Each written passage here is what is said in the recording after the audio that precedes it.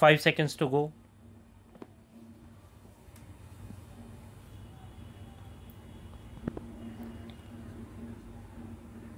Start. I am very happy to be present here today for opening the new building of your university. All that you have said about this new university, which is only 6 years old, is commendable in many respects. Although you have not had adequate equipment and the necessary wherewithal in the beginning, these serious shortcomings did not discourage you. In right earnest, you started the work.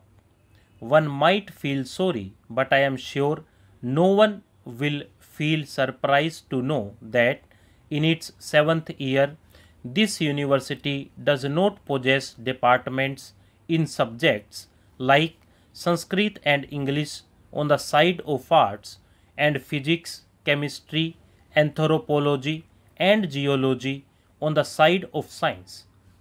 I need not say much about the importance of the Sanskrit language, which, besides having its own vast treasure house of knowledge, is the mother of the present day Indian languages of the North.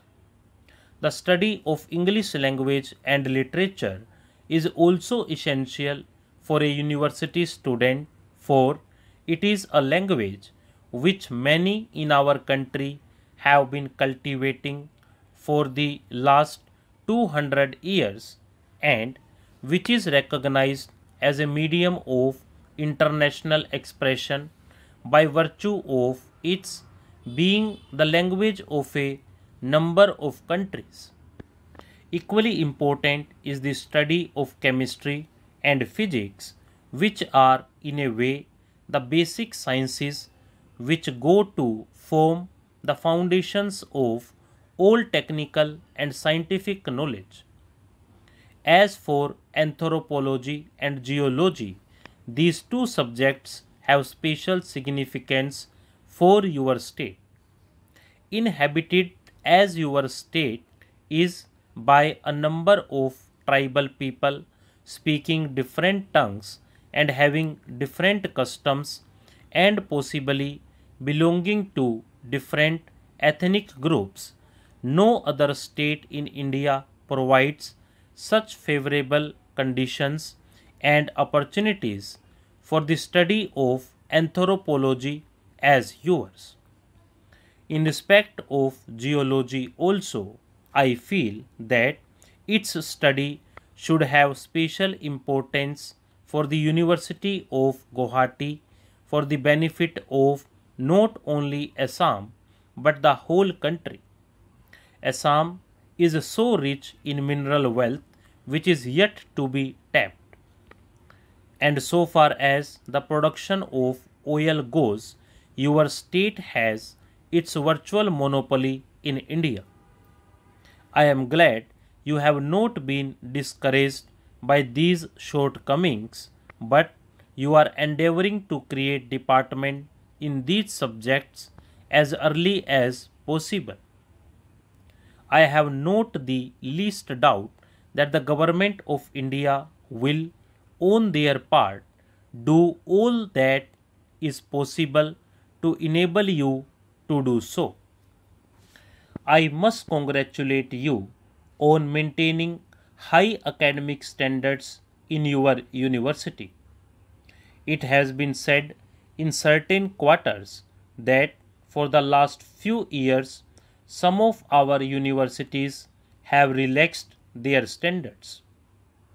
I cannot say how far it would be correct to say so, but if there is that much truth in it, this trend is to be deplored and discouraged because universities must always look ahead and after imparting education must of necessity be upright, even strict in the matter of conferring degrees, distinctions, or honors.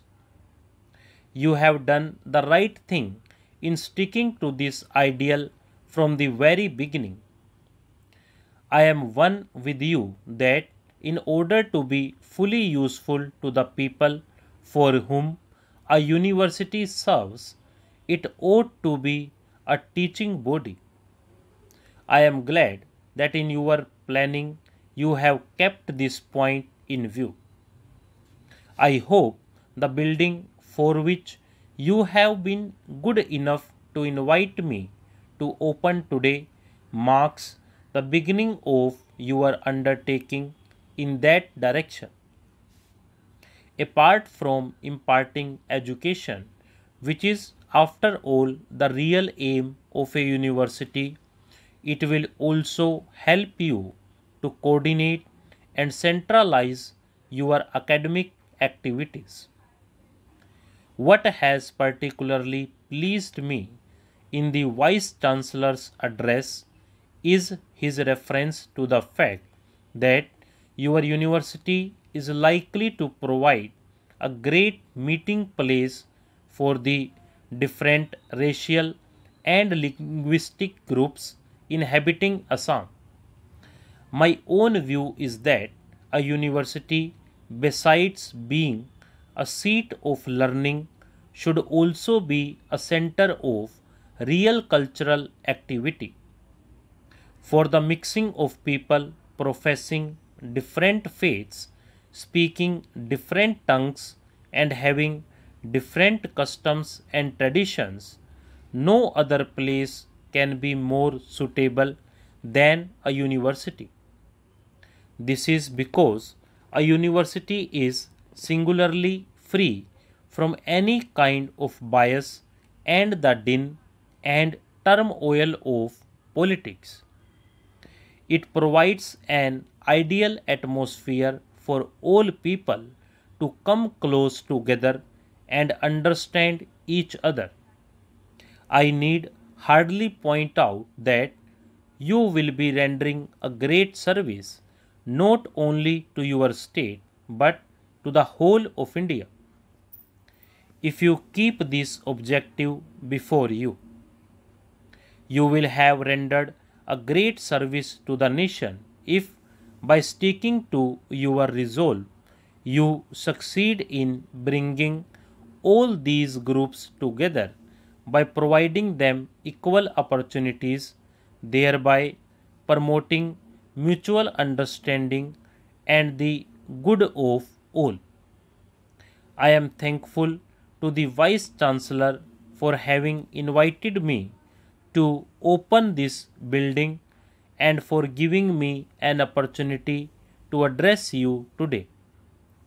I wish your university a bright future and hope it will succeed in tiding over the difficulties and will be counted as one of India's great seats of learning and education. Stop.